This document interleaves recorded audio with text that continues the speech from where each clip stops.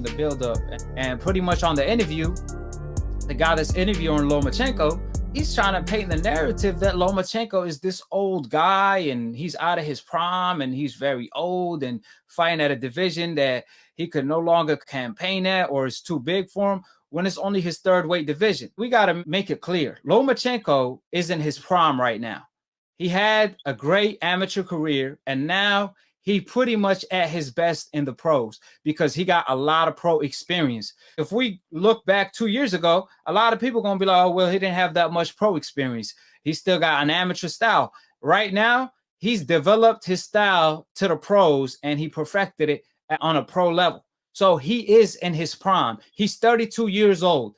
Your prime lasts till you're 33. You don't start declining till you're 34. So Lomachenko is in his prime. He's fighting nearly at his best weight division because in the amateurs, he fought at 132. I think he even won a gold medal at 132, if I'm not mistaken. So it's a comfortable weight. He did. He won a gold medal. No. I think it was at 130, and I think it was at 130, bro. No, I think in the amateurs is 132. I don't think it's 130. It's different in the amateurs. No, yeah, you're right. I'm thinking back on it. It's 132 in the amateurs. Yeah, so, and he did win that medal. Yes, you were right. But I'm pretty much saying he's in his prime. He's at his best. This is his time to shine. This is his best weight. He used to fight at 132 in the amateurs, so 135 is very comfortable. Let's not make it seem like he's fighting a Godzilla, a guy way bigger than him. That's not the case. For example, when Floyd fought Canelo, Floyd was actually old. He was 36, 37. Floyd was fighting a guy 20 pounds bigger than him. Floyd was fighting in his fifth weight division. I didn't hear nobody say, Floyd, he a very small guy, man. I don't know, man. I think Canelo too big for him. They try to make him move up and fight Gennady Golovkin at 160 when he already moved up 5-weight division. You know what I'm saying? We got Lomachenko. They want to babysit him. He's only in his third weight division, and they want to make it seem like he already moved up 8-weight divisions like Pacquiao did. This is his prime. He's supposed to dominate Lopez, as far as I know, the way old media hype him up. So all of a sudden now they're a little worried because they're trying to make excuses for the man when they're supposed to be so confident when it comes to Lomachenko. So I don't understand why ESPN and that commentator in particular was trying to paint that narrative, because let's make it clear again, Lomachenko is in his prime. Oh my God. And he's fighting at his best weight. I'm so glad you brought that up, bro. I've seen that shadiness at the final press conference. I've seen the way he was trying to make Lomachenko look compared to Lopez. You seen before he went to commentary, he was like, how experience may play a part in this fight. I'm like, they trying to play Lopez like that. I'm like, they need to stop doing that because that's really more motivation for Lopez. But deeply, that is facts about Lomachenko. And you guys out there are listening, and all you so-called real boxing fans out there tuning in to the best show on earth, you guys need to understand that Lomachenko is in his prime. He's not old. He's not over the hill. He's not declining. Right. Okay? So, that's fact. He's just fighting better competition. That's why he struggled against Luke Campbell, because he actually fighting better competition. That's what tends to happen. Think about it. When Floyd schooled Canelo, for example, they made all type of excuses for Canelo, like, oh, man, he too young.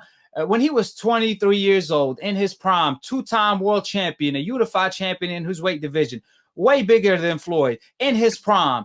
So instead of saying Floyd Mayweather had all the disadvantages from being the older guy, being a grandpa, being the smaller men, all of that, and he overcame it and still spanked Canelo every single round, they try to paint the narrative that Canelo was too young when he had 50 fights. He was in his prime, 23 years old, so on and so forth. But you just see the double standards. It's like Floyd Mayweather, they never want to give him his credit. Meanwhile, they making excuses for Lomachenko before he even fought, when he's supposed to be the favorite. Like, let's all be honest. At the end of the day, regardless of what I say when I point out the double standards, I know Lomachenko is a great talent. I know Lomachenko is a good fighter. You ain't going to win 2 gold medals if you're not good.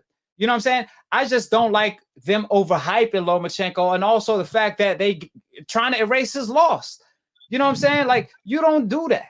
Salido earned his win. So you don't just erase his loss on ESPN. But as far as Lomachenko, he is a great talent.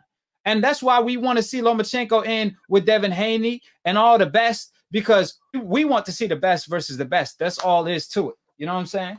That's the beauty of Saturday night. That's the beauty of it. Because while everybody's going to be looking for this one-punch knockout from Teo, we're going to be enjoying the sweet science and enjoying what real and true boxing is all about.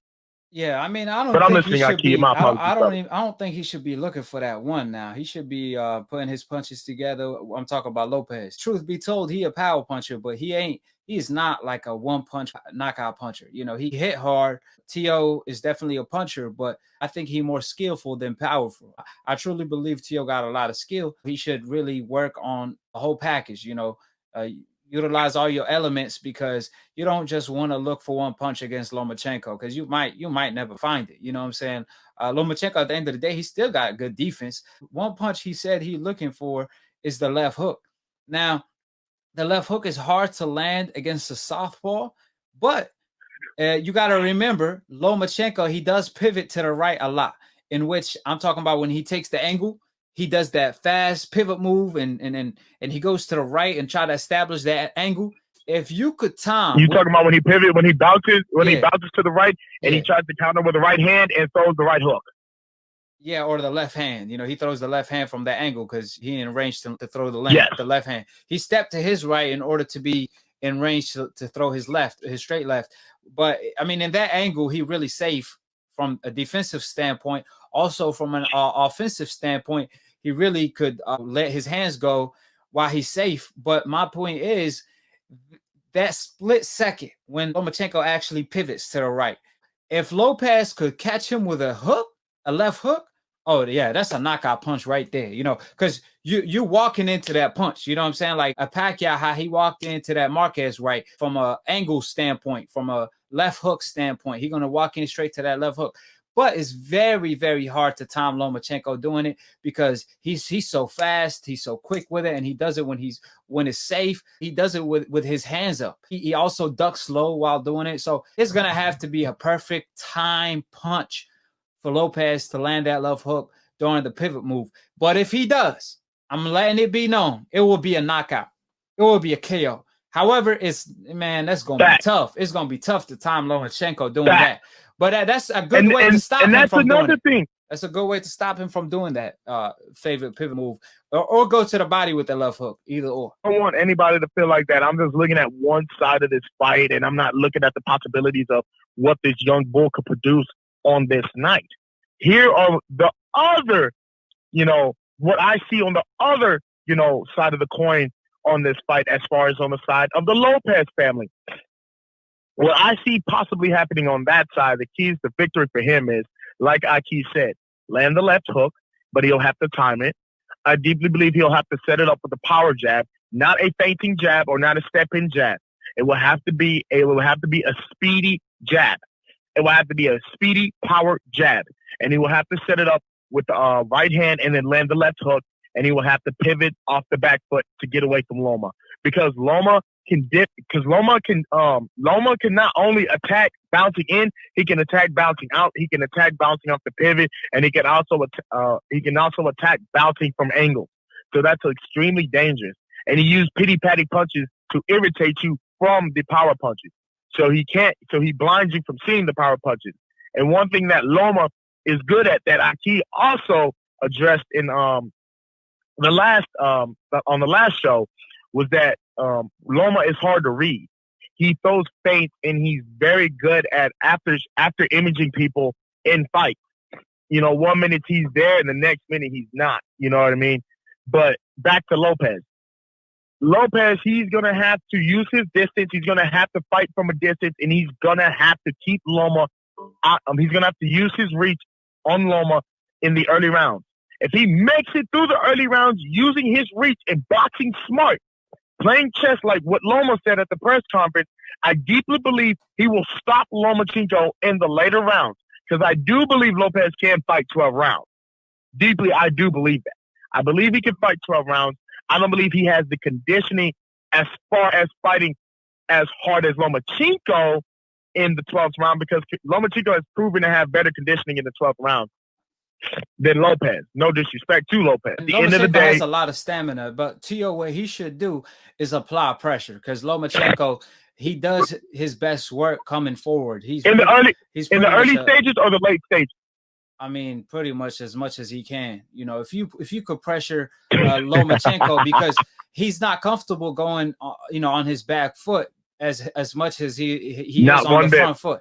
Because remember, his front foot, that's his P's and Q's. Him applying pressure, being in control, there's not that much pressure on him. But since Teo's the bigger guy, since he is the harder puncher, he should try to really apply pressure on Lomachenko and make it ugly, make it a dog fight.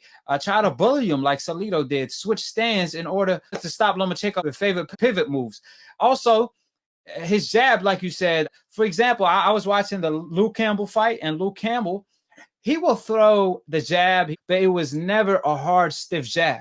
He never threw a hard, stiff jab. Named Teo is actually an orthodox fighter. So because he's an orthodox fighter, he needs to throw that right hand to the body. I think that right hand to the body could set up the left Teo. hook. Yeah, that's that could set up the left hook. Perfect combination. Right to the body, left hook upstairs. Like you said, that right to the body is going to set up a lot of different things, even the right hand upstairs. Hold it, you're not that pretty. I'm a bad man. Wait. I shook up the wall. I shook up the wall. I shook up the wall. I bear witness, there's only one God, Allah, and Muhammad is his final messenger. That's what I said, Larry, on the Bungle fight. Thanking you. They call me the problem, but you could call me the can man, because anybody can get it. Africans, Americans, Dominicans, Mexicans, anybody can get it.